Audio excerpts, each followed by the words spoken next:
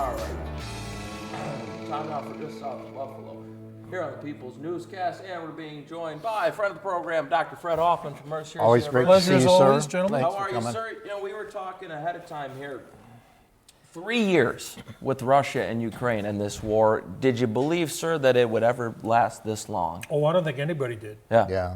I don't think anybody did. Mm-hmm. But it is a combination of things, because you had the Ukrainians on the one hand, which were much better organized and voracious, because they're defending their country, right? Right. And that the Russians were as inept as they proved to be in a number of respects. So I don't think anybody predicted it was going to be 3 years. Brett, I know we've asked you this question a lot, but how should the United States approach it now to try to find an end to this war? Well, here's the thing, and I think it's really interesting, because the Russians really are on the last breath. I really believe that. Really? Their economy is really tanking.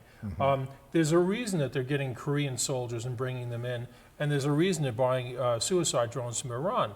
They wouldn't need to do that if they were in good shape, right? And if you look at the nature of how they attack, it's as, you know, meat puppets, right? Human wave attacks like something out of the First World War. So I think the Russians are not in good shape, and I think now is the time for the Europeans and us to really step it up and give the Ukrainians what they need to win. Well, what do you think it is, though, Doctor? Because what's the strategy, I should say, for Russian President Vladimir Putin right now? You have the United States, who it seems as if is against Russia. Yeah. All the NATO allies are against Russia. No one's condoning the war, but Putin carries on.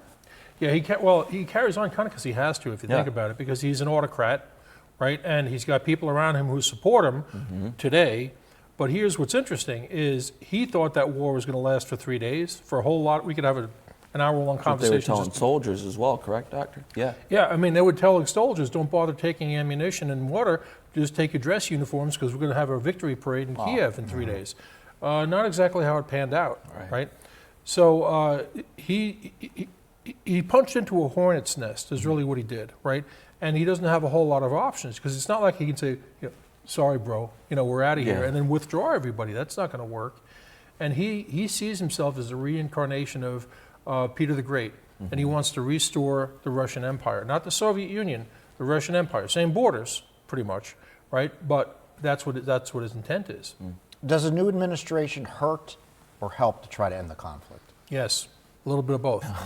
Because here's the thing, under the Biden administration, and also Western Europeans were also guilty of this, we gave the Ukrainians enough that they wouldn't be overrun, but not enough to win, right? But the thing is now, with the new administration, that's what a lot of the folks, like, for example, National Security Advisor Mike Waltz, other senior officials in the the Trump administration, they recognize, General Kellogg, for example, okay? They know that if you give the Ukrainians what they need to fight, they can push the Russians back. But the problem is it's going to be more money and more time, and not everybody's in favor of that. Sir, pleasure as always. Thank you so much. My pleasure, We appreciate it.